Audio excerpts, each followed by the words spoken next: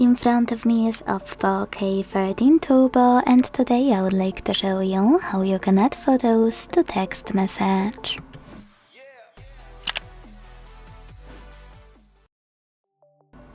Many of you ask how to add already existing photos to text message. I will show you exactly how to do it and much more, so follow all of those instructions. Begin by opening Messages app and selecting or creating a chat. Either way, when your chat is open, you need to use this icon of a camera and the photo at the bottom right corner. First, it's easy.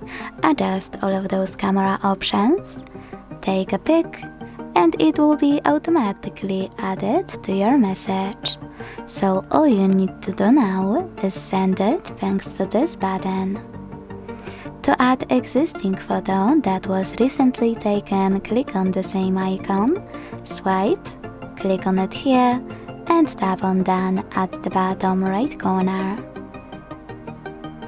And now the most important part.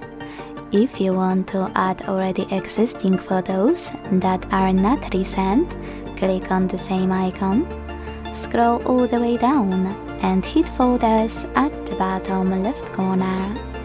This way you'll access all of your photos in Photos app.